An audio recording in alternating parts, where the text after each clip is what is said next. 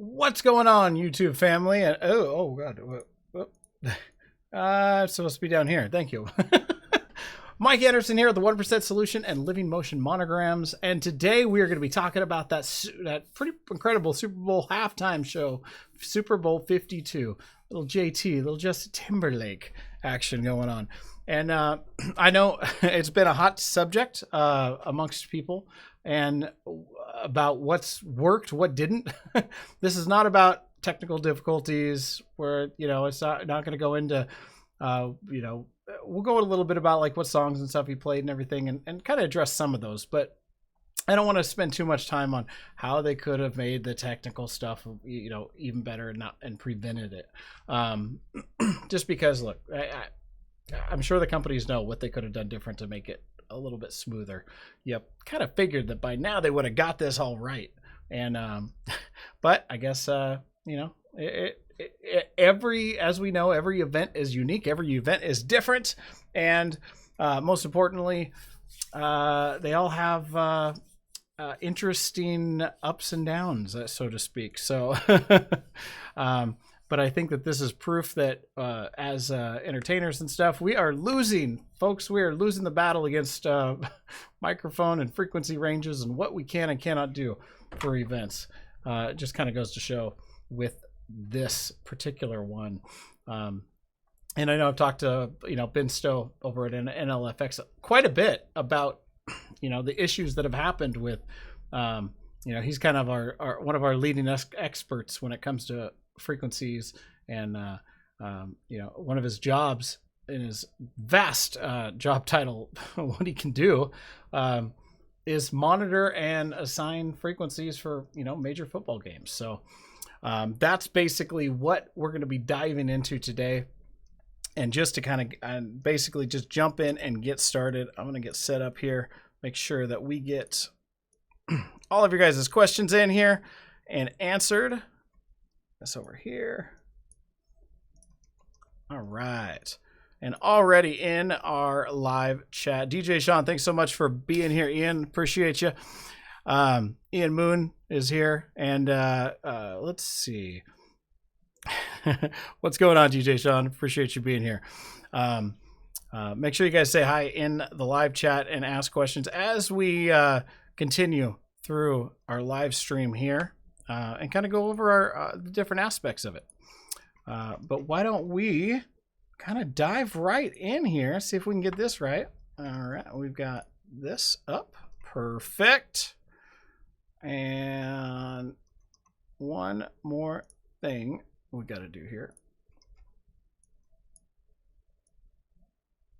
Move this off.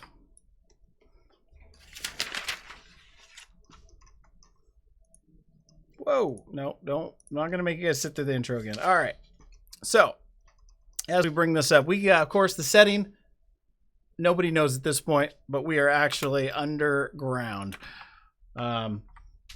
Apparently, they've got a full dance club in the stadium, which is pretty sick. And so we kind of get started with this little deception amongst everybody. I'm sure everybody's thinking it's pre-recorded at this point. And as just from starting here, I mean, a lot of this, I'm just amazed at the lighting effects. Obviously, use of lasers, all of our kind of the floodlights and everything, and the washes that they're using for this just one little element. But they had to, I mean, think about this.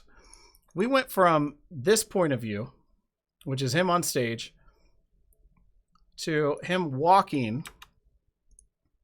Let's see if we can get that. Him walking off stage. So, see if we can pause it right here. So from this aspect, right off the bat, because they're doing this for film or for TV, they had to create this effect throughout the entire room. And that's one of the things that, for events and everything, we want to look at. I always kind of talk about using the blank canvas. When you walk into a room, look around. Look at the walls. Look at, are there mirrors? Are there pictures? Are there what's around you in this space? that you can utilize, that you can use for the overall design. Because remember, I mean, we can either enhance them or we can disguise them when we are doing our own designs for events. And in this particular case, they couldn't just have a center focal point. They had to continue these effects almost throughout the room and still have the same visual that they had looking straight on in the stage. So he makes his way out of the little downstairs area here. And for those of you wondering about the sound itself, yeah, I've got it cranked. It's way down, if not off, just so hopefully it doesn't get we don't get yanked down off YouTube here. So we continue outside here, and boom, right off the bat. So I want to kind of back it up just a little bit here as he comes in. So as he comes out, one of the things I absolutely love about Justin Timberlake is that pretty much if you watch anything he does, if you've been to one of his concerts, if you've been seeing anything he does, whether it's with Saturday Night Live or whether with anything or any other shows or concerts that he does, it's not really about him. It never is. It's one of those things where if he's there, he is a part of something. And that's kind of one of those things that I do want to highlight with you guys of going, you know, when you are at an event as an MC, or, you know, you want to be a part of the event. You don't want to be that spotlight, you know, person that everybody notices all night. You want to add to the event. You don't want to take away from another moment or another element that's taking place. So pretty much everything, like I said, everything he does, he's with the dancers. He's with the group. He's kind of hyping up the crowd. And you know, that's kind of that first thing that always hits me with Justin Timberlake is just, you know, it's about the experience, and it's not just about him as the entertainer. So you're going to notice that a lot throughout this entire thing, where they're dancing, you know, his dance is all the way around him. He's always doing something with a group instead of just pretty much solo. So this is the first chance we get to see the stage itself. And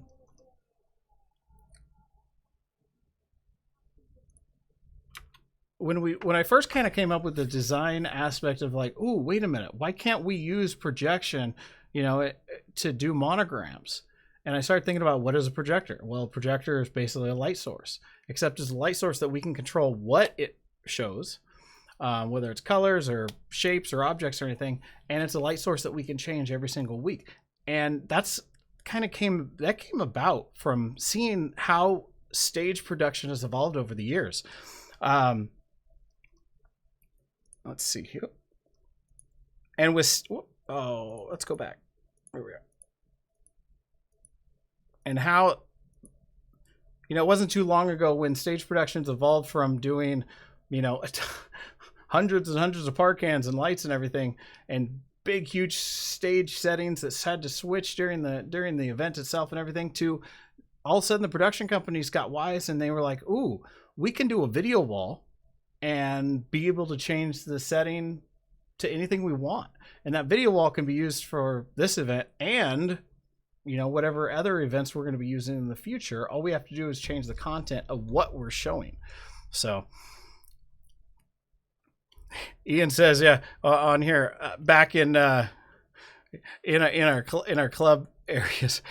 I know it's pretty crazy. He goes, all the you know, these 4 LED moving heads that we see up here, they're all moving heads.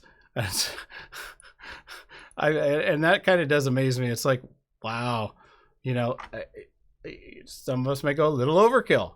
Then again, it may just be what the production company had in stock to make that effect. Worked out really well. So yeah, it's they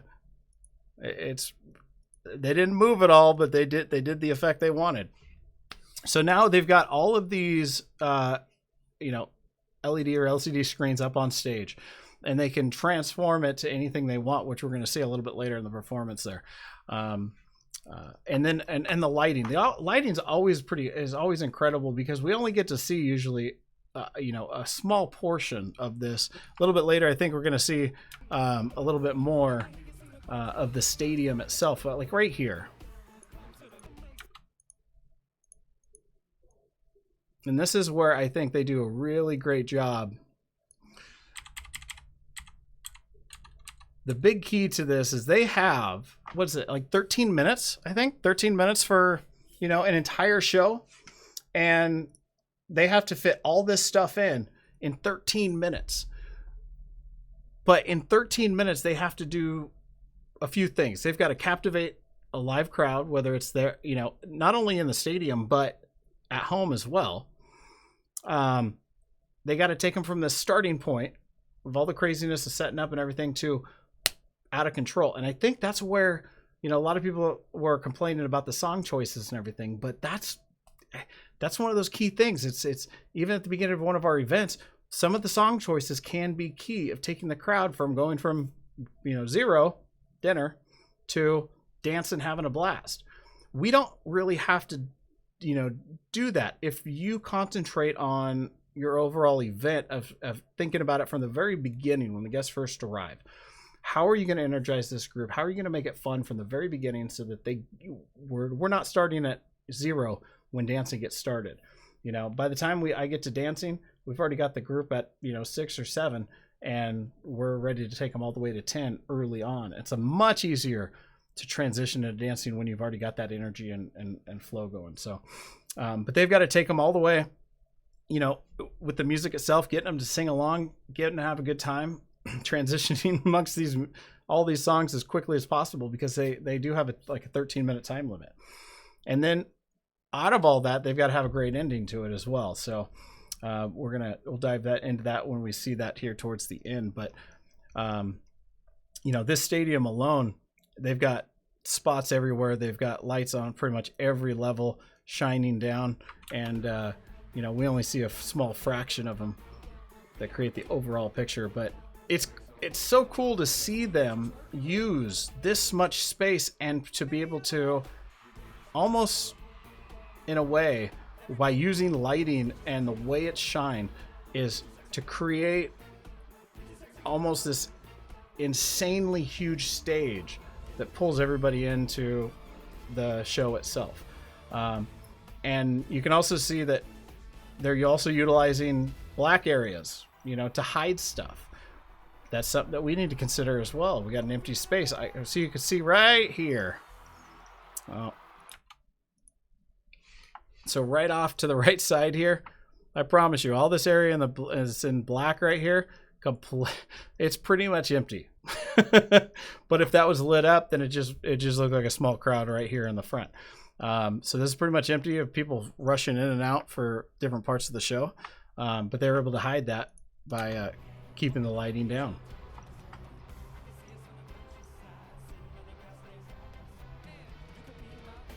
One of the most powerful things you guys can do, especially at your events, is to be able to get that setting set up where, when you say you introduce the couple for their first dance as husband and wife, they come out to the dance floor and they start dancing. Well, how do you add impact just with lighting? One of the things that I do is to be able to, number one, always find out what light switches are in the room. Find out if they're just kind of an on-off or if they are dimmable. Because if they're dimmable, you can create a very powerful setting where all of a sudden all the lights in the room dim down. But keep in mind, we also want to talk with videographers and photographers and see what it is that they're going to need, because we don't want to make a drastic transition in the lighting without letting them know ahead of time. Or to see possibly if maybe, they have lights that they're going to have those on so that we don't get this, blinding effect as the lights dim. It'd be better to have them on ahead of time. But I've also toyed with the idea of just having, lights that I can control. XII has some pretty incredible lights in their high-end systems where you can control the focus, but also the zoom on them. And they're pretty costly, but you have one of those on each speaker stand aimed towards the bride and groom, and now all of a sudden we can control the actual focus and the zoom itself. We can make a spotlight dance and be able to control the level of brightness, just to highlight them, so that now all of a sudden we can make that room pitch black if we want, and have all the candles around, which makes for an amazing setting, without having to deal with the kind of an amazing setting backdrop, with the guests just barely ghosted in the background there. So it can help create some really powerful moments of that as well. We can see here how they've used using the screens that they've got on stage almost as a lighting effect, as a strobe, just very bright light, changing the background to it. And here, adding that rain effect in.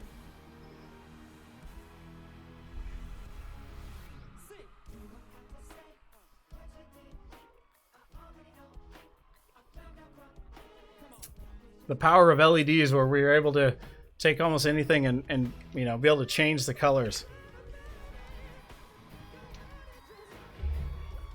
Kind of fit the theme. And especially lighting design, you'll notice that like not all the lights are that particular color. They're creating accents with them.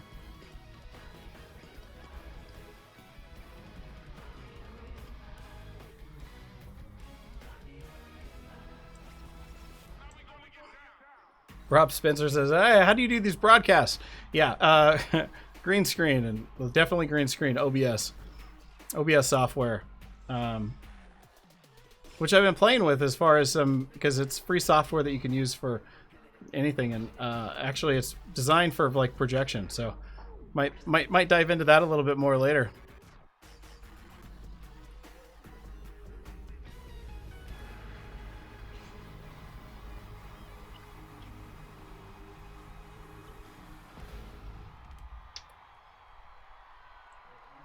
And blackout. Oh, look at that. Completely different setting, different tone, just by having the white lights come up.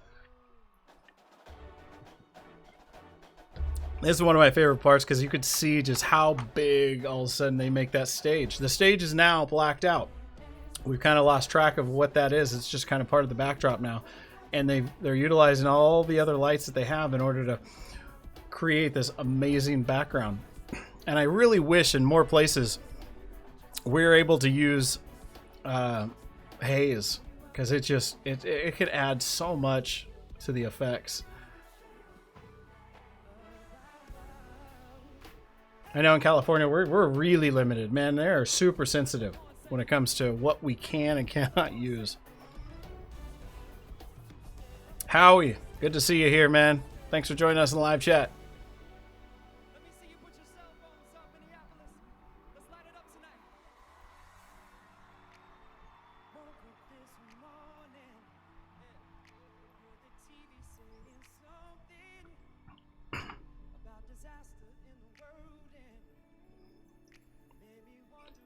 And right there, basically, he as he transitioned between the songs, his comment was, "All right, let's light them up.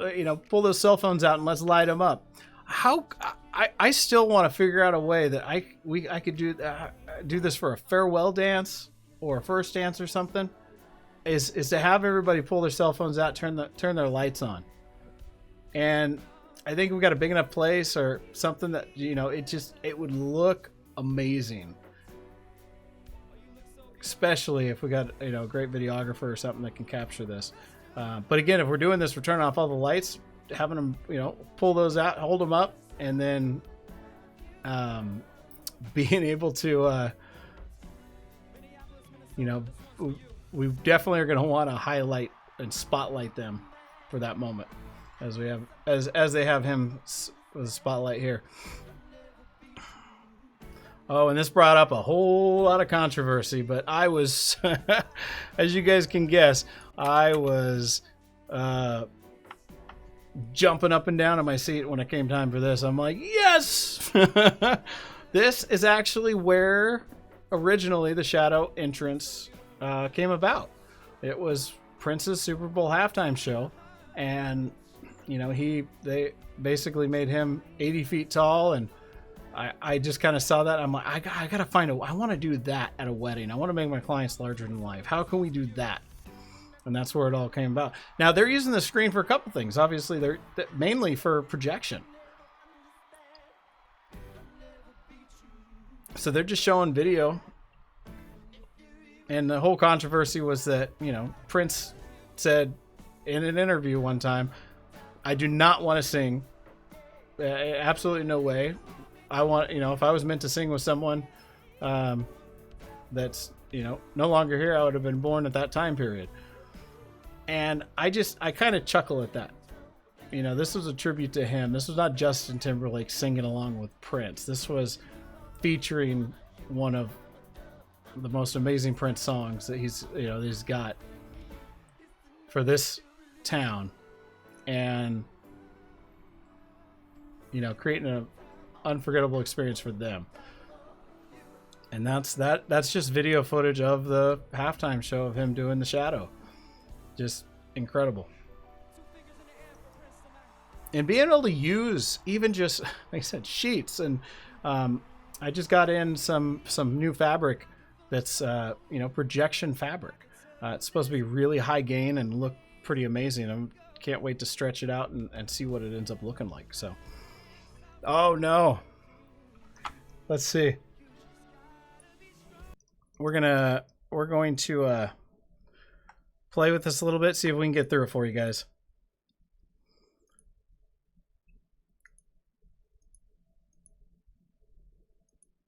So at this point, our big grand finale, everybody comes out. They light up the whole field, which magically has, you know, the field is full at this point. So they can show everything. That's, you know, that's one of those huge things where it's like, again, we can mask what we don't want people to see by making everything dark. And then at certain points, we can highlight it and make it look like, wow, there's stuff going on the entire time there. Everybody's staged, ready to go along the sidelines, and we got our bands over here. So they're making the transition to the big finish. Everybody's out there, and he starts heading on up the stairs. And that's where hashtag Super Bowl selfie comes into play. Right there. That kid was, I'm sure. Oh yeah, look. So they are using the wristbands. They're using the wristbands, and these actually become a little bit more affordable for us to use. I'm still surprised they're not rechargeable, and they're a little expensive just to hand out. But for events that want to use them, you can actually control these individually. You can control them by zones in stadiums and everything. They can control, you know, different areas and basically create a matrix of everybody wearing them, and most of that's all done by infrared and radio frequency. So this is a pretty cool technology to have that looks like, I don't know if this is, he's got the wristband on, but what's this around? I want to, yeah, it's, Rob says it's Interpol calling. Oh, that's YouTube going, what are you doing, you doughhead? What? Why are you showing? Anyway. But I'm curious on if the lanyards were interactive as well. Didn't really see them used too much. I was watching interviews about, I guess Justin Timberlake's people came up and was telling them, going, "Hey guys, you know, right before the show, the halftime show, that you guys are all right. You're in a good section. Here are the rules. Blah blah blah. Do not touch him." Which we found out. Found out is you definitely don't want to reach out and touch Justin Timberlake. It's a you may end up going to jail, which happened in Tahoe recently.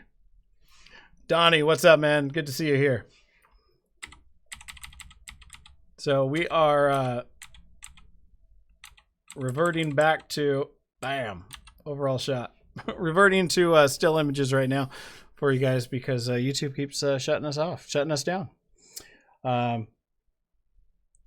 So, yeah. copyright and audio and video in your you may temporarily be blocked. All right, well, we'll see what they do, and they may shut the channel down completely. So this may be the last stream that we ever see, because yeah, Pepsi and Super and NFL is not someone I want to mess with, plain and simple.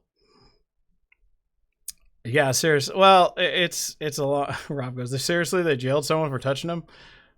It was, the funny thing is that I know the guy. Well, I personally don't know him, but one of my clients is best friends with the guy who ended up in jail. And the media kind of blew the story way out of, just followed their own idea of what the story should be. But it didn't have anything to do with him going to jail. Had nothing to do with Justin. So, or that incident. But of course they want to report it a certain way. So yeah, definitely no draws on JT for that one. So here and this overall shot, we see all the screens lit up white. We've got some background screens, all the lights are white and stuff. They're creating a whole nother set for the ending.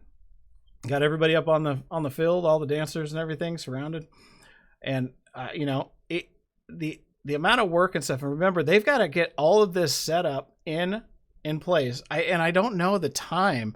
I think it's like 15 minutes or something that they have to set all this up.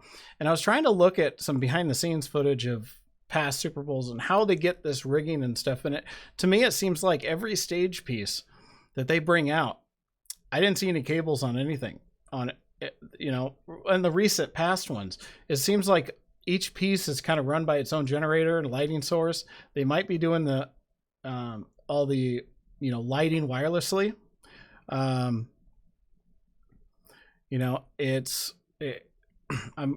curious on how they would do the wireless lighting. I guess because they're only using it as long as they shut it down, before and after the halftime show, they're a lot less into the issues of frequency problems, especially in such an enclosed area. So, or if they just, have some data cables, they're running multi-universes, 10, 12, whatever, however many universes they need to run to do these effects, all in, a data cable that's a Cat5. Wouldn't take very long to, plug one of those in, unplug it, and let them wheel it out. And I think that would be a safer bet. If I'm just doing a single projector, I'm probably going to go wireless just for the ease of setup.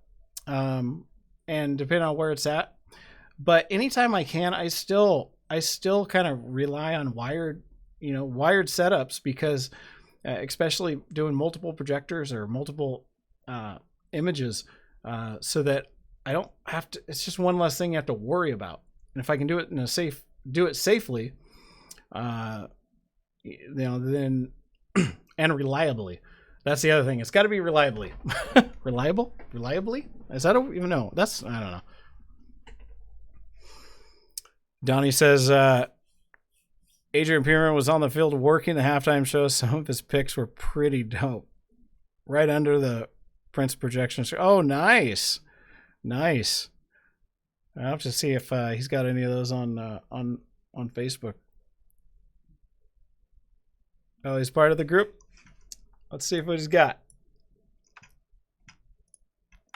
You guys aren't already, make sure you guys go head on over to Facebook and join us in the Living Motion Monograms group page, where we continue conversations and get your questions answered as well. And if you're not already, do it. You can help us out. We're on our road to 1,000 subscribers. We're up to 662 right now. Hit that subscribe button, everybody. Make us proud. Be a part of the our revolution, so to speak. Open. Oh, I just shut down every window on my desktop. How the heck? Let's see if he's in here.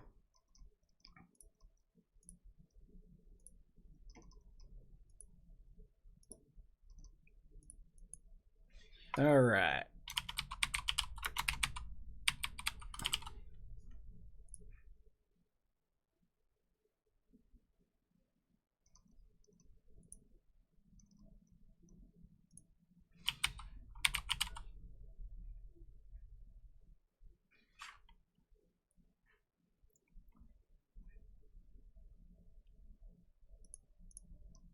I don't know if I can.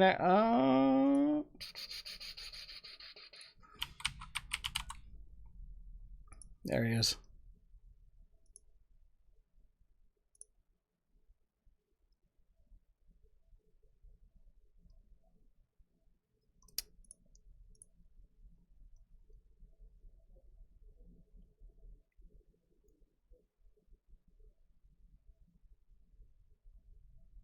All right.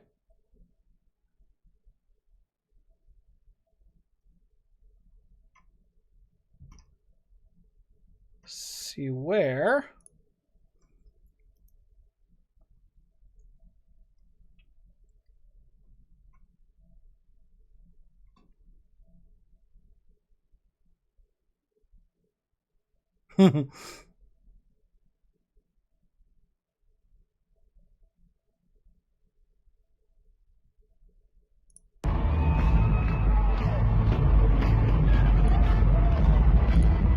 Selfie mode.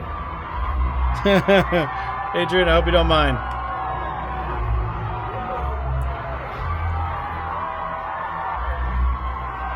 He put in his post too. Before everybody says.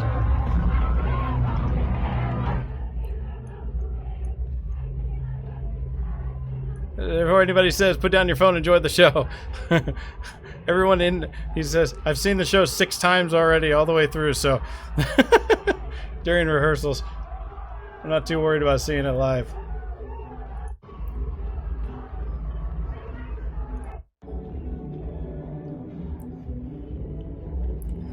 Wow. And you can see how much more, I mean, this is from a cell phone camera of what, you know, they've estimated how much light they need and everything for TV cameras.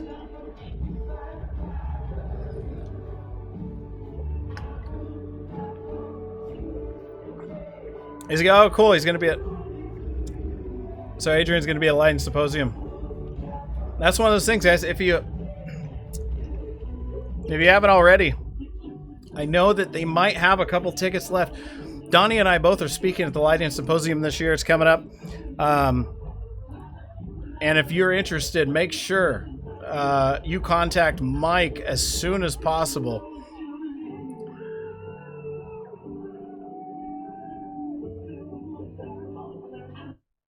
Lucky man, lucky man. All right, Adrian. Hope you don't mind. Hope you don't mind us using that. Appreciate it. Kind of showing that off a little bit, but yeah, just how much you guys can actually see. How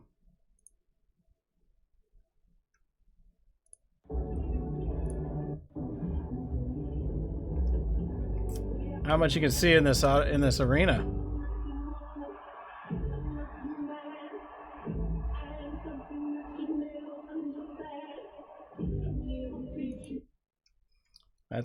That's pretty awesome. That's pretty cool. So yeah, Lighting Symposium's coming up. We're going to be talking a lot about projection. We're going to be talking a lot about mapping, even incorporating mapping into lighting design, and how to use them in unison with each other. It's going to be pretty incredible. So if you guys haven't already, you guys want to be a part of it, join us for the 2018 Lighting Symposium. And that, Donnie, if you got, let's see. I want to see if there is.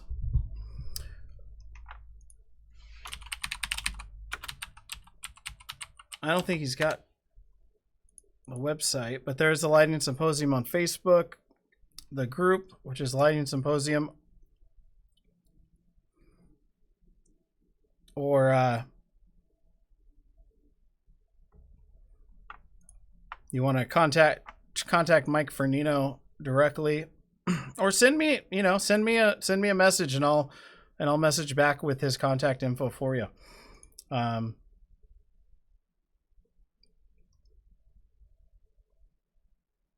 The Lighting Symposium is going to be in Burnsville, Minnesota, at the EV World headquarters. That's the other cool part. You get to kind of see behind the scenes. Go to EV, and also if you're interested, right after the Lighting Symposium, I believe it's Oh, there's 2 tickets left. All right, two spots left. And right after Lighting Symposium is the Audio Symposium, where you want to learn some pretty insane techniques on making your sound even better. You know, they talk about gain structure. They talk about all the little, you know, tidbits that go into play. We're, you know, all of our equipment's in this chain, and it's how you choreograph that chain to, you know, the worst sounding piece of equipment you got is basically the best you're going to make it sound. So there's no hiding it. You got a really bad mic and it's plugged into a $10,000 mixer, doesn't really matter too much. It's still going to sound like a really bad or a cheap mic. So, but they basically go through everything on like gain structure and how and mixing and all that. So, setting up speakers, bunch of stuff that I promise you go through and go, wow, I didn't even think about that or know about that. This is going to be that spot that you're going to learn it. Same with lighting. You know, why end up spending a ton of money on lights that you know you're not going to use that much? Why don't you get the education first and just get the stuff that you want that's going to work for multiple events and hopefully for the rest of your career. Save you a ton of money in the long run. So yeah, Mike Vernino is the one to contact about that, or just contact me. I'll make sure you get the information or get it over to him to contact you. I think there's 2 spots left. It's been sold out, and there's just a couple spots that open back up. So definitely would love to see you there. Let's see here.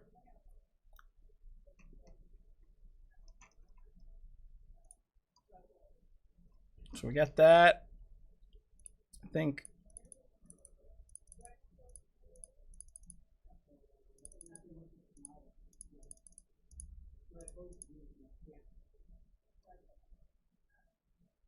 All right. So we got all that set. All right, perfect, guys. Any questions come up? Any ideas that sparked you guys? What do you think? What do you think about the effects and stuff used? I know there was the issues with not being able to hear Justin, but man, his mic came in clear as soon as he came out of that tunnel. Kind of curious on if it's had more to do with just no signal down there and how that got overlooked, because as soon as he popped out of that tunnel, it came on bright and clear. Seemed like that was a serious faux pas.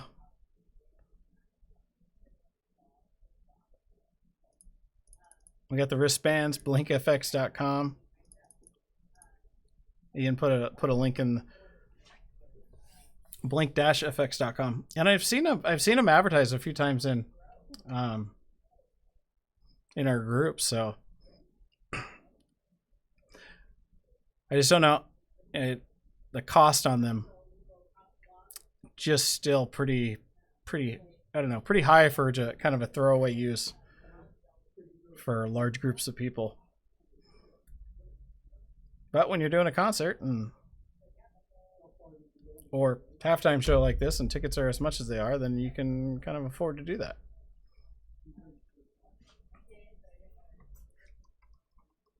And I'd love to go back through, if this is something you guys, this type of thing where we analyze these videos, if I can find a way to do it, hit that like button. Let me know, because I'd love to go back through some of the other ones as well. I know some of the other, like Bruno Mars and Lady Gaga, stuff like that, where we can kind of analyze the different effects that they're using for these shows and see how we can use those for our own events. The saying earlier, just the power of what we can do with projection, changing the background of entire ballroom, changing the setting. It doesn't have to just be a monogram. I do it quite often where it's a monogram most of the night, but then it changes to maybe a slideshow of engagement photos for the couple as they're doing their first dance, or when the father-daughter could walk out to their first dance, and now all of a sudden there's photos or video of their them playing and and dancing together when she was a little girl. That's powerful. That adds to the moment. And that's what we're trying to do with the different moments of the night. I think that's why there was also a lot of questions during my planning appointments. Is I'm always, you know, you got to ask questions to find out the information. I've got a couple of videos on there where on our YouTube channel under event ideas, one of them was, you know, the bride and her dad wasn't able to make it to the wedding due to various reasons. And I made arrangements and had him do a toast that I played at the wedding. And we did a slideshow, but I didn't want it to be a slideshow of like, hey, guess what? Here's, you know, 40 photos to remind you your dad's not here. I wanted it to be a very impactful moment of going, look at all these great times, you know, that you have. And in that, we actually had video footage of her dancing with her dad when she was a real little girl that I was able to come up with thanks to Mom. And, you know, that moment right there was just, you know, almost blew away the rest of the night. It was before dancing got started, and it set the tone for the rest of the night that we're here to celebrate. So the rest of the night was very, very easy.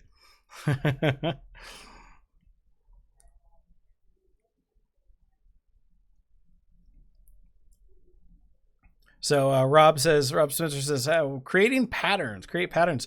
And that's something else that you can use, you know, projection for, is to be able to create any pattern you want. And that's kind of why I always tell people, you know, I still think that your core, the first thing you should learn is Photoshop, because you can do so much by being able to create objects, create shapes, create all that stuff. And even just making it as a slide, and then being able to project that. And then you start to learn, you know, some of the video and stuff, and whether you go towards video editing or like Adobe After Effects, you can do a lot of that stuff in After Effects as well. Just the learning curve's a little bit more than what you can do with Photoshop.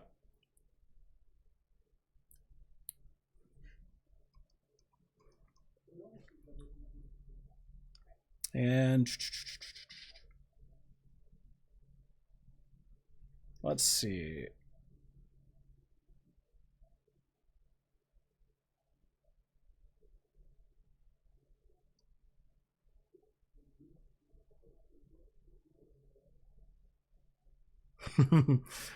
Yeah. Oh, Rob says, what if someone made an app to synchronize colors on everybody's smartphones during shows? Ah, see, I like that. I like it. I like it. I do like it. Oh, it's called, and Ian says it's called Pinch. We'll have to check that out, because that would be cool. I mean, obviously you'd have to get everyone to download the app. And oh, and it says you can make multiple screens into one large screen. That would be pretty insane. Yeah, I'll look into that. That would be cool. That would be cool, especially with enough people.